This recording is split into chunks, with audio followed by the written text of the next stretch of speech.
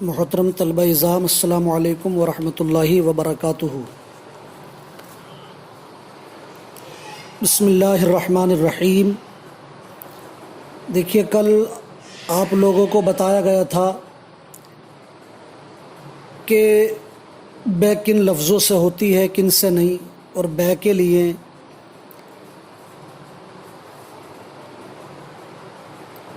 لفظ ماضی کے ہونے چاہیے۔ اگر متعاقدین میں سے کسی نے بھی لفظ مستقبل کا استعمال کیا تو بے کا انعقاد نہیں ہوگا۔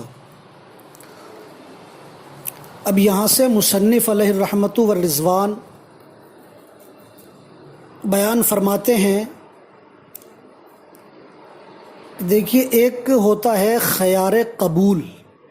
خیار قبول خیار قبول کا مطلب یہ ہے کہ جب متعاقدین میں سے کوئی بھی ایک بندہ ایجاب کر دے، چاہے وہ مشتری ہو یا بائع ہو، یعنی جس نے پہلے کلام کر دیا، بائع نے کہا میں نے یہ چیز اتنے میں بیچی، تو یہ کہلائے گا موجب، ایجاب کرنے والا، یا مشتری کہے کہ میں نے یہ چیز اتنے میں خرید لی، پہلے کلام کرے، تو اس صورت میں مشتری موجب ہوگا۔ تو بہرحال متعاقدین میں سے کسی ایک نے بھی ایجاب کیا، تو اب ایسا نہیں ہے کہ ایک کے ایجاب کر دینے سے وہ بے لازم ہو جائے،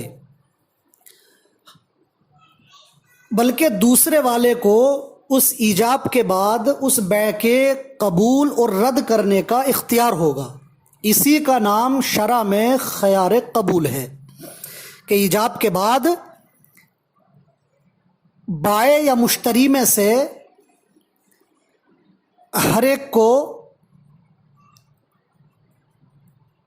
یہ اختیار ہوتا ہے کہ وہ ایجاب کے بعد اس بے کو رد کر دے یا اس بے کو قبول کر لے، تو اسی خیار کا نام خیار قبول ہے۔ اب یہ کہ یہ خیار قبول اس کے لیے ثابت کیوں ہو رہا ہے عقید آخر کے لیے؟ تو فرماتے یہ ہیں کہ اس کے لیے خیار قبول اس لیے ثابت ہو رہا ہے، یعنی فوراً اس کے ایجاب کر دینے سے بے لازم تو ہوئی نہیں ہے، تو اس کو خیار قبول حاصل ہوگا، وہ اس وجہ سے کہ ابھی اس کی رضا کا تحقق ہی نہیں ہوا ہے۔ یعنی عقید آخر جو ہے، موجب کے علاوہ جو بندہ ہے اس کی جانب سے اس بے کی رضا ہی نہیں پائی گئی ہے، اور بے نام ہی ہے مبادلۃ المال بالمال بالتراضی کا، دونوں جانب سے رضامندی کا، اور اس کی جانب سے بھی رضامندی پائی نہیں گئی ہے۔ تو جب رضامندی پائی نہیں گئی ہے تو جو عقد کا حکم ہے، عقد کا حکم کیا ہے کہ مبیع میں مشتری کی ملکیت ثابت ہو جاتی ہے، وہ اس میں تصرف کا مالک ہو جاتا ہے، تو وہ عقد کا جو حکم تھا وہ لازم ہی نہیں ہوا اس کی رضامندی نہ پائے جانے کی وجہ سے۔ تو جب یہ ایجاب بغیر دوسرے کے قبول کے مفید حکم ہی نہیں ہے، تو اس کو بھی رد کرنے کا اور قبول کرنے کا بھی اختیار ہوگا۔ اور دوسرا یہ کہ ابھی موجب کے ایجاب کے بعد عاقد آخر نے اس بے کو قبول نہیں کیا تھا، ایجاب کے بعد عاقد آخر نے اس بے کو قبول نہیں کیا تھا کہ موجب نے، یا موجب چاہے تو وہ ایجاب سے رجوع بھی کر سکتا ہے، یعنی اگر موجب عقید آخر کے قبول کرنے سے پہلے رجوع کرنا چاہے تو وہ رجوع بھی کر سکتا ہے، رجوع اس لیے کر سکتا ہے کہ ابھی اس عقد سے حکم عقد ثابت ہوا نہیں ہے. جب حکم عقد ثابت نہیں ہوا تو کسی دوسرے کا حق متعلق بھی نہیں ہوا، یعنی عقد آخر کا حق متعلق نہیں ہوا. تو جب عقد آخر کا حق اس عقد سے متعلق ہی نہیں ہوا تو موجب کے رجوع کر لینے کی بنیاد پر ابطال حق غیر نہیں ہوگا. تو جب ابطال حق غیر نہیں ہے تو موجب کو بھی رجوع کا اختیار ہوگا. یعنی متعاقدین میں سے کوئی بھی ایک ایجاب کر دے تو عاقد آخر کو قبول اور رد کا اختیار ہوگا. ٹھیک، اس کی وجہ یہ ہے کہ اگر اس کو خیار نہ دیا جائے تو کیا خرابی لازم آئے گی کہ اس کی رضا کے بغیر عقد لازم ہو جائے گا، جو کہ معنی بے کے منافی ہے. اور جب تک عاقد آخر نے قبول نہیں کیا ہے تو موجب کو بھی اختیار رہے گا کہ وہ چاہے تو اپنے ایجاب سے رجوع کر سکتا ہے. اب یہ کہ چلیے خیار قبول موجب کے علاوہ کے لیے ثابت ہے، لیکن یہ خیار کب تک چلے گا، کب تک رہے گا؟ تو فرماتے ہیں کہ دیکھیے 3 صورتیں ہو سکتی ہیں. ایک صورت تو یہ ہے کہ جیسے ہی موجب نے ایجاب کیا تو اس پر قبول کرنا یا رد کرنا فوراً ہی لازم کر دیا جائے، یا یہ کہ اس خیار کو مجلس اور ما ورائے مجلس یعنی مجلس کے بعد تک رکھا جائے، یا یہ کہ جس مجلس میں عقد ہوا ہے اسی مجلس تک منحصر رکھا جائے. تو یہ 3 صورتیں ہیں، جس میں 2 صورتیں اگر ہم دیکھیں تو 2 صورتوں میں تو بڑی خرابی لازم آ رہی ہے. ایک اگر فوراً ہی جیسے موجب نے ایجاب کیا تو آپ فوراً ہی عاقد آخر پر لازم کر دیں کہ تو قبول کر یا رد کر. تو ایسی صورت میں جو موجب کے علاوہ شخص ہے اس کا نقصان یہ ہوگا کہ اسے غور و فکر کرنے کا وقت نہیں ملے گا، اور جب غور و فکر کرنے کا وقت نہیں ملے گا تو ایسی صورت میں وہ نقصان اٹھا سکتا ہے، اسے نقصان اٹھانا پڑ سکتا ہے.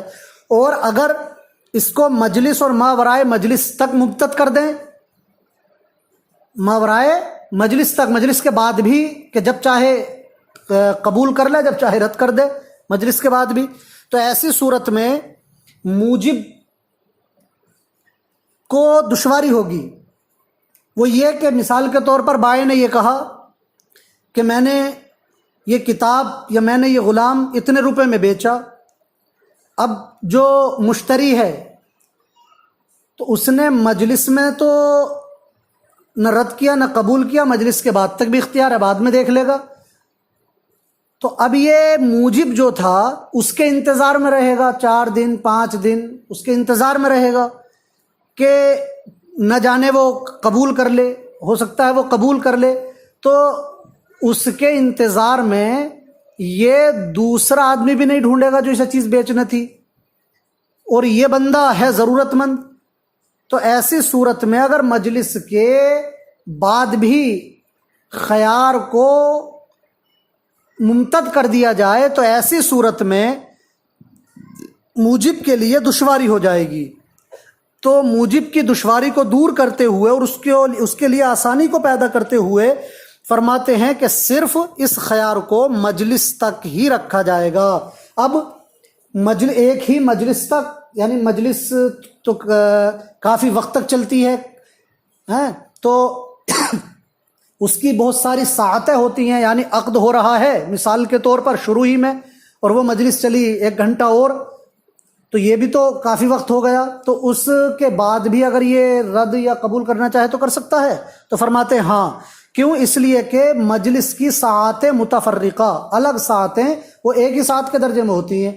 جیسے کہ کسی نے سجدہ تلاوت ایک ہی مجلس میں کئی مرتبہ پڑھا تو اس شخص پر ایک ہی سجدے کا ادا کرنا ضروری ہوتا ہے. کئی مرتبہ آیت کو پڑھ لیا، آیت سجدہ کو تو ایسی صورت میں ایک ہی سجدہ واجب ہوتا. تو مجلس کی ساعت متفرقہ ایک ہی ساعت کے حکم میں ہوتی ہیں، اس وجہ سے خیار قبول مجلس کے ختم ہونے تک منتہی ہوگا، مجلس کے ختم ہونے تک جائے گا. اب کہتے ہیں کتاب اور خطاب. کتاب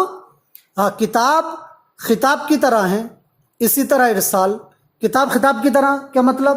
یعنی جیسے بے کی خطاب کے ذریعے بیتو و اشتریتو، ایک نے کہا بیتو دوسرے نے کہا اشتریتو، تو اب اس میں جو موجب نے ایجاب کیا تو اب سامنے والے کو جو اختیار تھا وہ مجلس ہی میں اختیار تھا کہ اسی مجلس میں رد کر دے یا اسی مجلس میں قبول کر لے.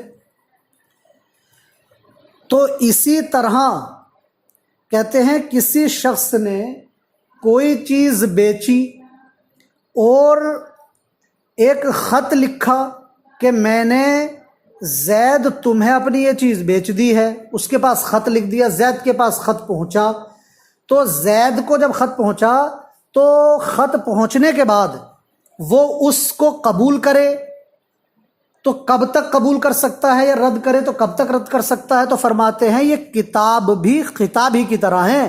جیسے خطاب میں رد اور قبول یعنی خیار قبول جو تھا وہ مجلس ہی میں تھا، ایسے ہی کتاب والی صورت میں بھی، یعنی جب اس کے پاس خط پہنچے گا تو جس مجلس میں خط پہنچا ہے اسی مجلس کے ختم ہونے تک اس بندے کو خیار رہے گا، اس کے بعد اس کو خیار نہیں رہے گا. اور ارسال بھی اسی طرح ہے کہ کسی کو پیغام دے کر بھیجا کہ جاؤ فلاں آدمی تک یہ پیغام پہنچا دو کہ میں نے اسے یہ چیز بھیج دی. تو جس مجلس میں وہ پیغام پہنچا ہے اسی مجلس میں اس کو خیار قبول رہے گا، اس مجلس کے بعد نہیں. پھر ایک چیز یہ ذکر فرماتے ہیں کہ دیکھیے تفرق صفقہ جائز نہیں ہے، یعنی صفقے کو متفرق کر دینا. صفقے کو متفرق کر دینا یہ کہ ہم نے اپنی کوئی چیز اس طور پر بیچی کہ دو غلام ہیں، مثال کے طور پر دو غلام بیچے کہ یہ دو غلام 1000 روپے کے ہیں.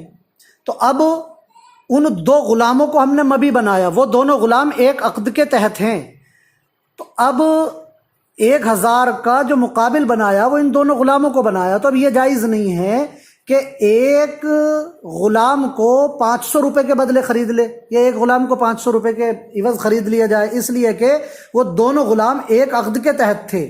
اب ایک غلام کو 500 روپے میں خرید لیا تو صفقہ متفرق ہو گیا، تو عقد صفقہ تفرق صفقہ یہ ممنوع ہے. تو اسی کو بیان کرتے ہوئے فرماتے ہیں کہ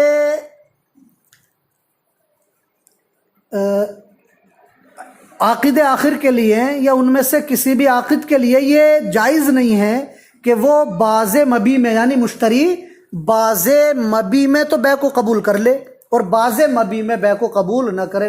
وہی مثال ابھی دی کہ بائے نے کہا کہ یہ دو غلام 1000 روپے کے ہیں، مشتری نے کہا کہ میں نے ایک غلام 500 روپے کا خریدا، تو یہ جائز نہیں ہے. اور نہ ہی مشتری کے لیے جائز ہے کہ وہ بعد ثمن کے بدلے میں قبول کر لے. اب یہ جائز کیوں نہیں ہے؟ بتایا کہ تفرق صفقہ ہے. پھر ایک وجہ یہ ہے کہ بسا اوقات ایسا ہوتا ہے کہ ایک انسان کے پاس کوئی چیز ایسی ہے جو جید ہے اور کوئی چیز ایسی ہے جو ردی ہے، تو وہ ردی کو جید کے ساتھ ملا کر نکالتا ہے کہ اگر وہ دونوں کو الگ الگ بیچے گا تو ردی والی میں نقصان ہو جائے گا، دونوں کو ملا کر بیچے گا تو دونوں یعنی جید کے ساتھ ردی بھی صحیح دام میں چلی جائے گی. تو اگر وہ دو غلاموں کو مثلا 1000 میں بیچ رہا تھا، سامنے والے نے کہا کہ یہ جو غلام ہے میں نے اس کو 500 میں خرید لیا، تو 500 روپے میں اس نے اس غلام کو خریدا جو جید تھا، اب ردی رہ گیا تو ردی بعد میں 500 روپے میں شاید نہ بکے، تو اس صورت میں بائع کا نقصان ہو جائے گا. تو اس وجہ سے فرمایا گیا کہ بعض مبی میں قبول کر لے بے کو اور بعض مبی میں قبول نہ کرے، یہ جائز نہیں ہے. یا تو تمام مبی میں بے کو قبول کرے گا یا تمام مبی میں بے کو رد کر دے گا.